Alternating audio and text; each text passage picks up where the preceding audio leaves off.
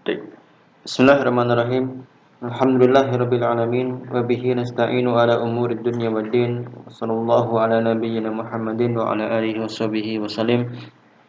Nah, alhamdulillah segala puji bagi Allah Subhanahu wa taala yang telah memberikan kita kesempatan waktu untuk kembali melanjutkan materi kita, kembali belajar menuntut ilmu syar'i.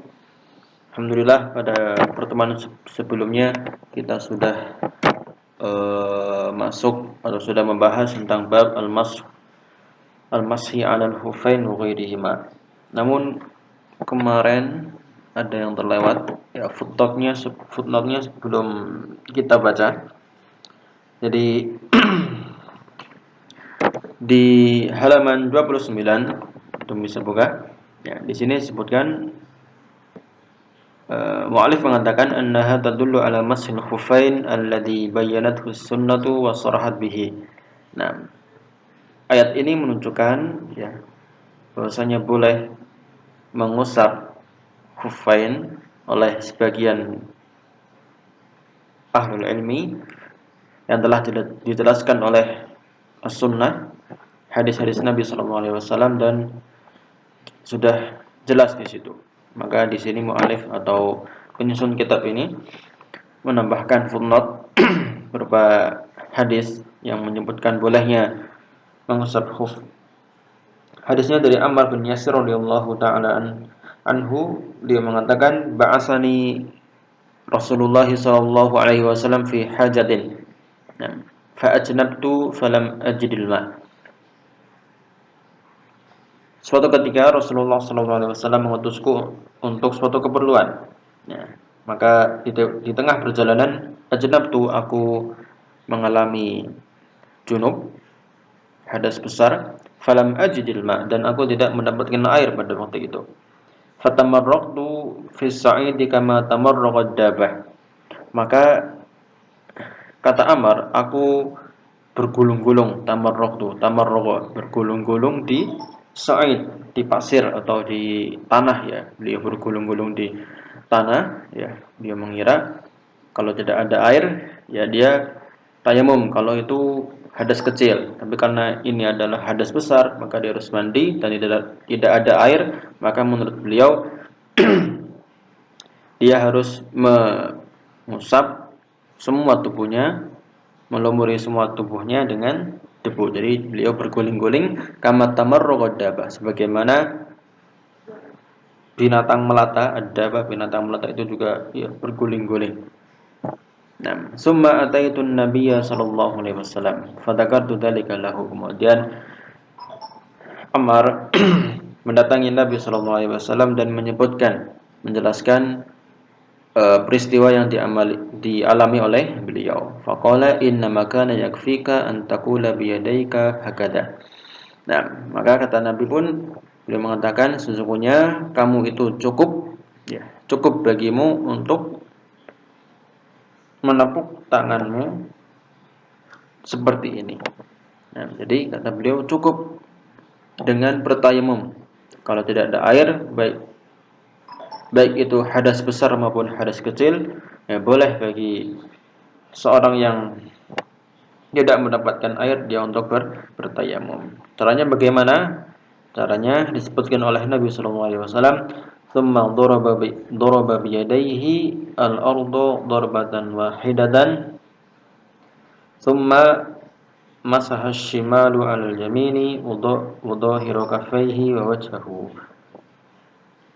Kemudian Nabi Shallallahu Alaihi Wasallam mencontohkan beliau menepukkan kedua tangannya di atas tanah atau sesuatu yang di situ ada debunya. Darbatan wahidatan, cukup satu kali tepuk saja. Kemudian beliau mengusapkan tangan kiri ke tangan kanannya, ya, dari tangan kanan dulu diusap, kemudian bergantian. Dhahiru kaffaihi, dan juga dhahir punggungnya, ya, telapak tangan dalam dulu, yang bagian dalam, kemudian baru punggungnya dari yang kanan dulu, baru yang kiri, dan juga setelah itu baru wajhahu, baru wajahnya diusap dengan dengan debu tadi. Tapi ya, cukup sekali saja menapukan tangannya ke sesuatu dinding atau kasur misalnya yang ada debunya. Nah, muttafaqun alaih, dan hadis ini diriwayatkan oleh Bukhari dan Imam Muslim. Nah, kemudian kita beralih ke bab berikutnya, bab nawaqidul wudu. Ya, bab pembatal wudu. Kita bahas satu halaman ini karena footnote-nya lumayan panjang. Di situ disebutkan dalil-dalil dari hadis-hadis Nabi SAW berkaitan tentang apa saja yang membatalkan wudu. Nah, disebutkan di sini oleh penyusun kitab, beliau menyebutkan firman Allah Subhanahu wa taala pada surat Al-Maidah ayat yang ke-6. Allah taala berfirman, "Au jaa ahadum minkum minal ghaiti aw lamastumun nisa." Nah,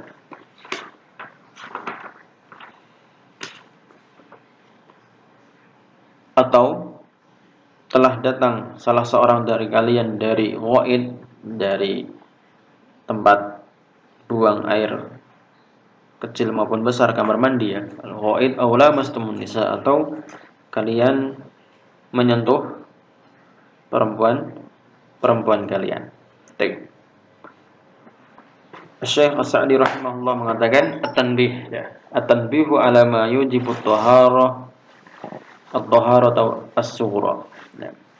Ayat ini menunjukkan tanbih, peringatan kepada hal-hal apa saja yang mewajibkan untuk bersuci as-sughra, bersuci yang kecil. Maksudnya apa? Bersuci kecil ya berwudu. Nah, kalau nggak bisa berwudu ya taharah. Nah, kalau di situ ada taharah sughra, berarti di sana ada taharah kubra. Ya, taharah kubra itu ya mandi.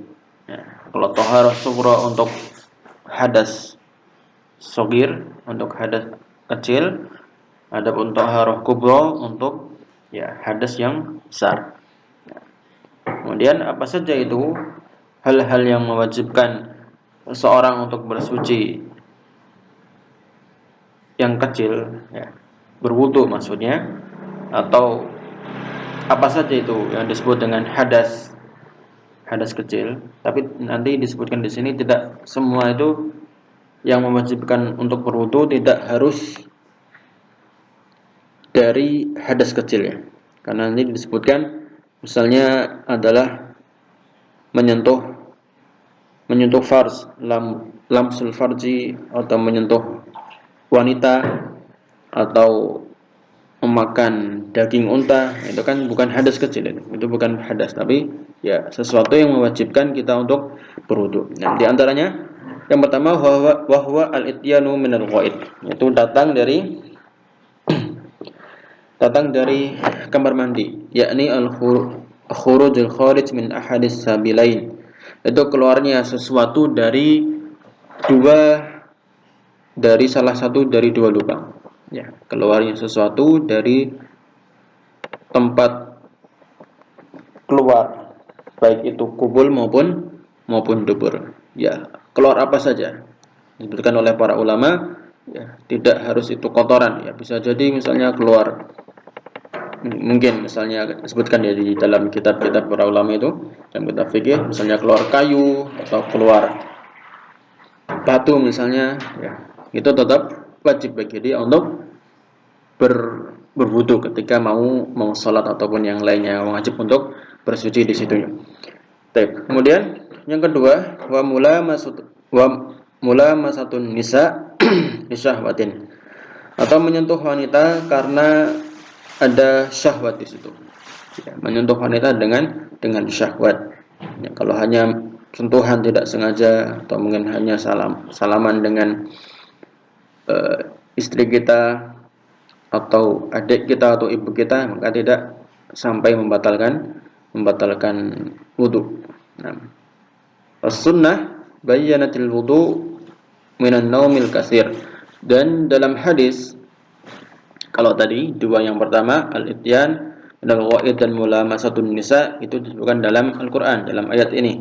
Adapun dalam hadis disebutkan bahwasanya wajib berwudu dari tidur yang banyak, tidur yang nyenyak ya.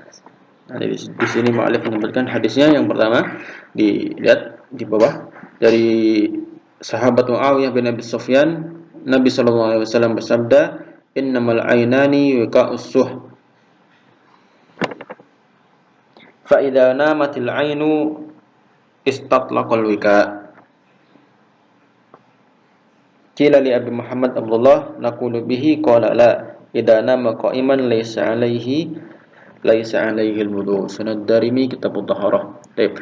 Dari sahabat Muawiyah, Nabi sallallahu alaihi wasallam bersabda, "Innamal ainan." Ya, dua mata itu adalah wika usuh.